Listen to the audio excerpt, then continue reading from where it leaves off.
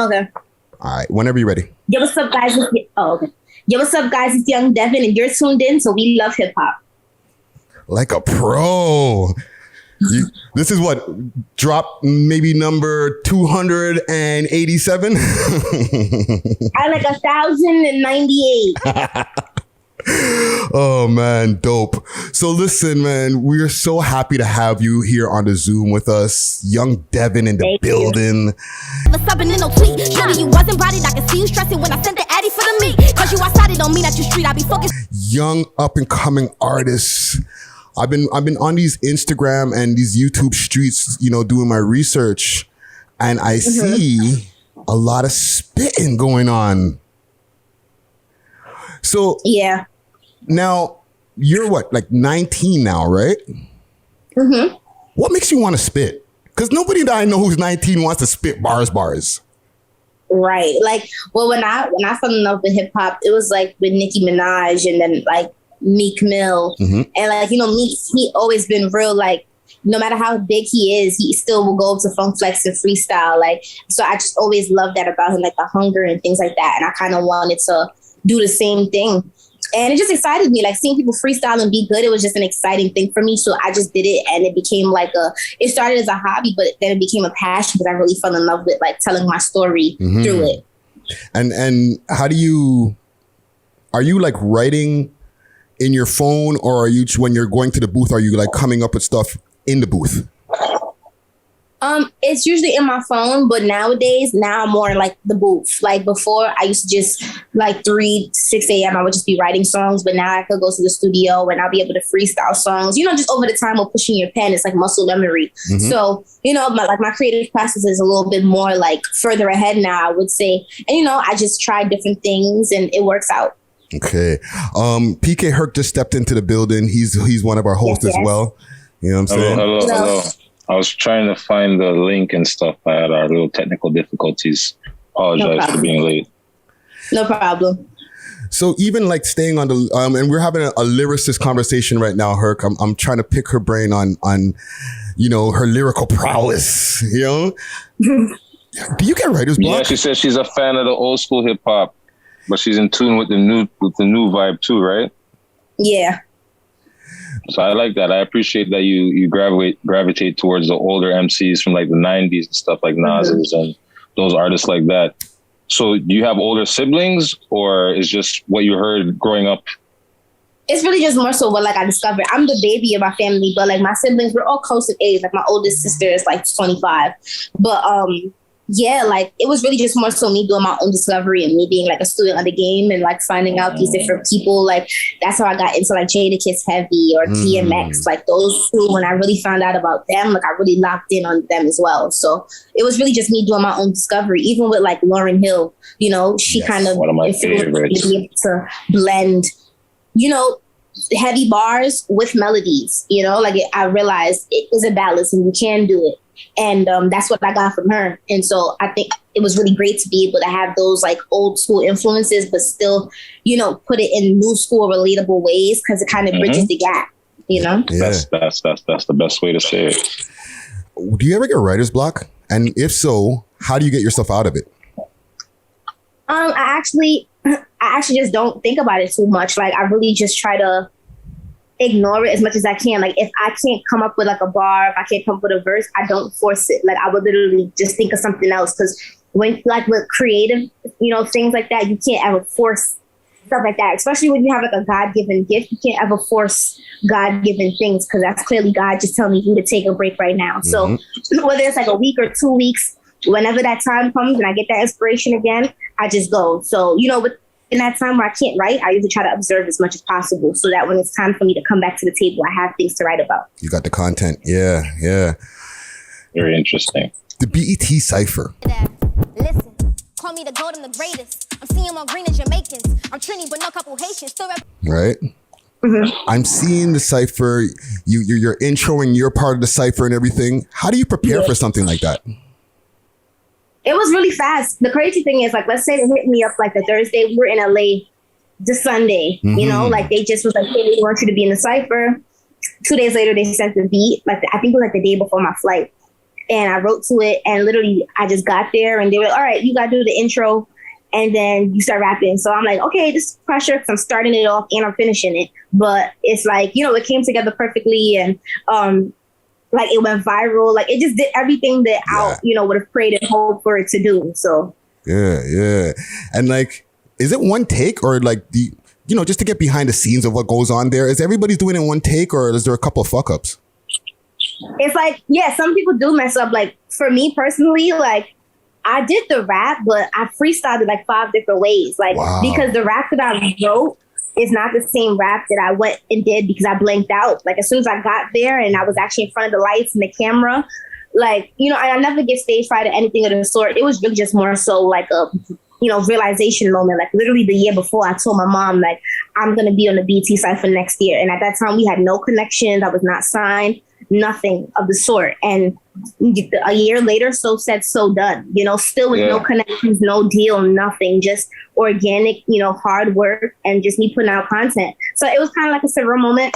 And I blanked out. So the freestyle that you guys heard, that's on YouTube, that's literally just off the top of my head. Wow. And we had to do the pitch like 5 different times. So it was like a new rap every time. And I guess they just chose the best one. But like they had like different cameras and different angles and stuff like that. So it looked like one when it came together.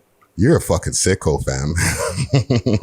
Yeah, I see her talking about it on the Sway interview about how she wanted to be on the BET award, the cipher, and then boom, like literally they called like, yeah, you want to do it or whatever. So that's a big look. That's a good look. The fact that you began it and ended, like that's pretty sick. Yeah. So just any of the bars that you spit in that, none of them was written 100% off the top. Like, you know how sometimes rappers have maybe 4 bars in the pocket.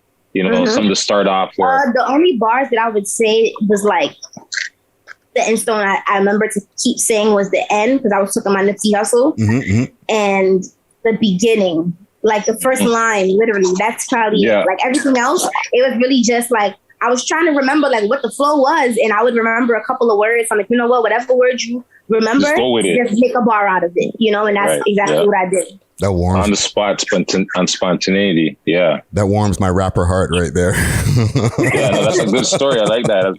As watching freestyles and ciphers and battles like that, I like to see stuff like that where it's like, you know what? Yeah, it's a freestyle, so I'm not gonna just give you a written freestyle. I'm gonna go off the top. Yeah, and you know, every time it might be different. But I bet you all 5 of them were fire, though. Yeah. It was like every single time I finished recording, because I was like, it was last. So when I would finish, the music would come off. And you would just hear the whole crew like, damn. Like, it was like a small little silence. And then everybody would just be like, damn, like she killed it. Like that meme. So, that sound barrier of quiet right before it breaks. That quiet, like, oh my God, like, yo. what just happened? Yeah. So another question with that cipher. Do you guys all record together, or is it individually? Like, so can other MCs hear your bars, or is just you go in? Like just exactly how you see it with us just standing there. Like that's literally how I did it. Like I walked into the circle, I introduced everybody, and we all were just standing there. So it's like, that's another thing. You got to remember your bars on top of hearing somebody else's new bars for the first time and try to block it out and not confuse what they saying with you. And it's like, I'm the youngest. It's 3 people that I got to try to ignore and remember before it's me. You know what I'm saying? Like one of the girls, she took her wig off. Like it's so much going on. Wow. It's like, dang. So how am I going to really still remember this? Because it was like I had to remember the intro. I had to remember everybody's name to introduce them. Then I'm hearing everybody and rapping. Spit your bars. Wow. And then I just went. That's crazy. You never think about it like that. Yeah. Like, you know, the way you explained it, that the fact that you're introing everybody, you're spitting your own bars, then they're spitting their bars, and you're recording multiple times, and you don't want to mistakenly grab someone's bar and throw it in as yours. Exactly. Because so you got to black out what everybody said, even if you found something fire, and if you could even twist it the way you want to twist it or whatever, you still got to stay away from that because, you don't want to cause no internal problem or whatever. So yeah, that's a very interesting way to think about it. I never even thought of that aspect of the freestyle cipher. I just look at it like, 16 MCs in a room doing their thing. But I never actually thought of that aspect. That last MC and you done heard 15 other people. It's like, you got to try to stay away. Or, okay, it's 3 people who just said, fire things. What could I say that's different? That's going to be just as fire, So that's kind of what I was thinking. That's impressive. And being not to play on your age or anything, but that's highly impressive for someone of your age to do that amongst other people and still hold your own. So I commend you for that. That shows a lot of your talent and skill. So I think that just comes from the soca, the dancehall stuff, the soca, just being able to because we always do that in soca, when you freestyling on the rhythms, or even in Jamaica, with sound clashes. Those are the type of things we have that all the time, going back and forth with other artists, freestyling, you know what I'm saying? Yeah. Getting forward from a crowd. So it's kind of you're using I'm using what I learned from my Caribbean side to help me in the hip hop. And it's kind of like a cheat code, because it's if you're not from the Caribbean, you're not going to understand it. You're going to just look at it oh, she's really skilled, but they don't know. This is from my culture. It's a bunch of us who do this, over there. Exactly. And then you're throwing in some slang from your Trinidadian and all of the other things, like how Jamaicans use patois. So same idea. So I could see people being yo, because when I was listening to your music, I just discovered you a couple weeks ago, and I was yo, this is nuts. I like freestyles. And then when I went back and I was watching your freestyles, the bar for bar or whatever it was that we heard a couple of years ago, yo, you destroyed that shit. And then the guy's oh, I'm going to put you in my playlist. Yeah, don't worry, I'm going to fill it up for you. So I like the confidence, and I see the skill level in all your videos. And I also like the fact that you're completely clothed. You're wearing outfits, you're presentable.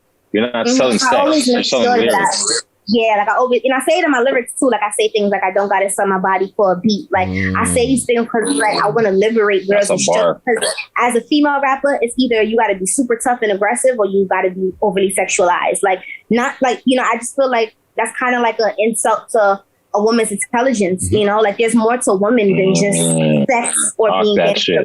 It's intelligence, it's emotions, it's love, it's ups, it's downs. Women have a story just as much as men do. So it's why can't we tell it? And I think, my music has been doing that, because it's no gimmicks. The most I might wear that's flashy is jewelry or designer clothes, but you're not seeing that's me. Fine. You know what I'm saying? That's fine. That I'm saying it's no gimmicks. And, I don't ever try too hard. I just make my music speak for itself. So yeah, I see that in the videos and the content. So yeah, keep it up. So keep it up, definitely. Even with we spoke, you're speaking about your Trini roots, right? And coming from the soca times, right? You're from Brooklyn. You're over there in the States, right? We're over here in Canada. Or specifically Toronto, where there's a heavy West Indian influence. However, I know over there in the States, there's some conflict sometimes. I've spent a lot of time in New York City between, let's say, ADOS, and people from the Caribbean. You know what I mean by ADOS? People who are Black Americans. Have you ever seen that? Have you ever had to deal with that kind of conflict growing up in Brooklyn? Well, thankfully for Brooklyn, maybe outside of Brooklyn, you probably will more so see it. But in Brooklyn, it's a boiling pot. If you go down to certain, even a place called Flatbush, there's this place called Little Caribbean in Flatbush. So it's a strip. It'll be a bunch of Jamaican restaurants or Trini restaurants or things like that. Or if you go to Queens, it's a bunch of Guyanese restaurants. Yeah. So, it's kind of a boiling pot for New York, but definitely sometimes when you go outside of New York City, it is kind of that little difference that people try to make, but it's we all the same, so I try to ignore it, but yeah. Yeah. And but Brooklyn's the best borough though. Yeah, absolutely. Well, we talk about Brooklyn, hell yeah, definitely. I know when you're moving I'm just around, playing devil's advocate there. When you're moving around the States, right? And from state to state, when you meet somebody else from Brooklyn, you're yo, Brooklyn in the house. Right, right. It feels you home. It's finally somebody who know me. Yeah, they understand you. The little quirks. Yeah. You can just look at them. Brooklyn, and they know what's up. Same in Toronto. We have that same energy in Toronto. Yeah. Nice. Yeah, I heard Toronto kind of has that same boiling pot energy, with a lot of cultures and things of that sort. Have you been very multicultural in Toronto, right? Yeah. Have you been tapped into what's going on up here? Are you aware of any of the artists? Any artists that you're messing with up here? No, but I want to get tapped in to a lot of the next up artists. I used to be a little more I think a 2 or 3 years ago, but I kind of want to get tapped in because I want to come there. My sister is from Canada too, so I want to visit. I want to see what's going on in the music scene and things of that sort, and network with the hot artists out there and see what's going on. Yeah, and prior to this rap career that you're in right now, you had a whole soca career. Find it, cause I right there. Can somebody find it when I get time somebody? Yeah. Can you tell us about that? About the soca times? Yeah, but I started doing soca when I was like 7. That's I crazy. performed at my school talent show. The performance went well to the point where people thought I was like a guest performer. Mm-hmm. And then they started calling my school, like asking to book me. And my principal was like, she's not like a performer. She's a student. Like she was just performing at the talent show like everybody else. And then I ended up, my mom's friend, he knew a guy who was a host of a radio. Let me see him out on the street one day and he pulled me into the building and I sang on the radio live right then and there. I was getting booked for shows, and ever since then, like I just was on tour. Like I was doing shows for a year before I even put out a song, just because of how well I was performing. And then when I finally dropped my first song, it was like really big. It was like the biggest like child Caribbean song for that generation, because it was like it was no kid ever doing soca at that time. So it was kind of like I don't think I know any children doing soca. Right. And then it was like I started performing with like Marsha Montano and Bunchy Garland and, you know, selling on my own shows, 10,000, 30,000 in Trinidad, Anguilla, St. Martin, all these different places. And, you know, I just felt like soca wasn't as mainstream enough and I wanted to be the artist to bridge that gap. So I always said I would go into a more mainstream genre. It just so happened rapping is something I fell in love with and I started capitalizing off of it. Off-brand question. So you don't plan on using soca beats with hip hop bars? That's exactly what I was thinking. Like even with like if you listen to songs like Act Bad, listen, like the whole inspiration behind my song Act Bad is like a Trini thing, you know, like it's a Brooklyn drill, but I'm saying Trini things. Like if you know like Caribbean lingos, if you know like you're getting on bad, you're acting bad, and then What's the scene? In New York, we say things like act bad as a New York thing. So I found that as a real good way to bridge the gap between the two. And then it's like at the end of the song, like I kind of use a little twang, like little brown skin vibe, what's up for you, tattoo. So it kind of bridges the gap between the Brooklyn and the Trinidad. It's like it does a really good job and people loved it. So being that you already have songs with Marsha Montana, that's his name, right? Yeah. Why don't you try to do like a hip hop soca collab with him? Where it's like he's doing the soca and you're doing the hip hop. Absolutely. I just want to be able to like break down the door. Like I want it to be like at the right time where I have the right influence to make it really work. Like I don't ever want to like miss a shot or be trying to keep doing it for years and years. Understandable. I want to be at a point where I have enough influence on the culture that I could be like, yo, this is where I'm from. This is what's going on and it's big and embrace it. And, you know, the masses actually love it and enjoy it. So that's kind of what I'm doing now, just putting in the groundwork to be able to get there. Okay. I was listening to some bars, right? You said you had thoughts about running away at one point. You said something like thoughts of running away. I started packing my bags, but had nowhere else to go. No money for a cab, so I stayed down. Tell us about that time. What was going on? There was a lot going on. Like, you know, I grew up, like my mom, she used to be abused by my father. And it used to just be like a real hard situation. We used to live in East New York and then we moved to Canarsie.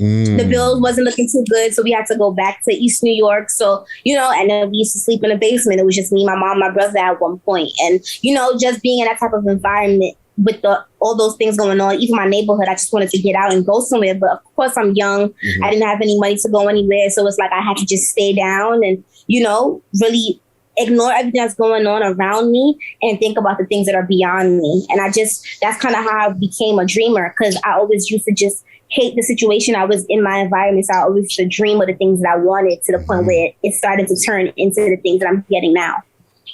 You ever read the book The Secret? No.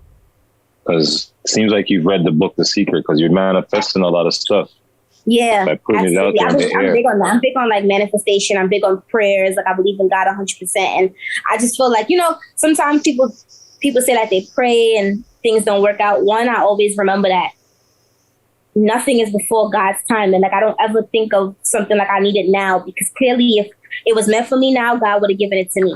And on top of that, it's just like, you know, you got to just let certain things play out. Like if I had a deal at 16 or if I had the type of money that I'm making now at 16, I probably would have blew it. I probably would have, you know, just been haywire. So it's a reason for everything, you know, and I just take it one day at a time. And I just appreciate God for the things that is given to me, the things that are to come in the future, and the things that are, the doors that were closed. It clearly was closed for a certain reason. Mm-hmm. So I always just make sure that I always have God at the first of everything. And I think that's why my, dreams and my prayers always come true, because I pray, I work hard, and, I just get blessed for those types of things. Well, they say when one door closes, another one opens. You know what I'm saying? Mm-hmm, exactly. And another bar I'm gonna throw at you. I was on the block while you was watching Disney. Yeah. Bars, first of all. Yeah, thank you. You're 19, fam. What's going on? I know Brooklyn is crazy. I had a wild childhood. There was a lot going on, especially because it's like, I was so hyped when I first started being able to rap, because I was finally able to say the things that I couldn't say in soca. Yeah. Like, if you listen to soca, it's more like a party vibe. It's more things that have to do with, just having fun. It's a good time. So it's Grab like, the flag on, because I was doing soca so because I was doing soca for all of those years, like, I never really got to fully show people who I really was, or I always used to have to just put on a certain image of just being the happy. You're reserved. You're more reserved. Girl. Exactly. Very reserved.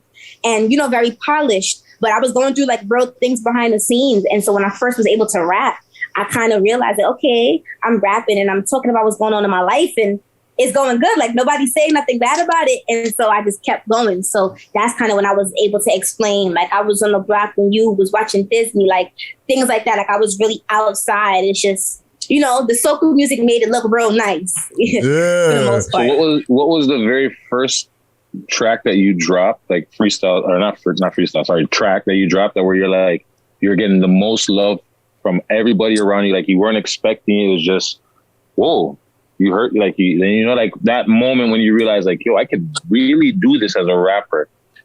I think it was when I'm not gonna lie, it's recent. Like, I always said, and I always knew, like, I'm gonna do this, I'm gonna be an artist, but when I dropped straight to it, that kind of like showed me, you are able to have the reach and you're going to be very big. Like, for a song to be just a freestyle, something that my label was just running me down for some content on my Instagram. So I just was like, you know what? I'm going to do freestyle. I'm going to do it on a drill beat because it's fun. I don't really take it too serious. Like, I'm going to just have fun.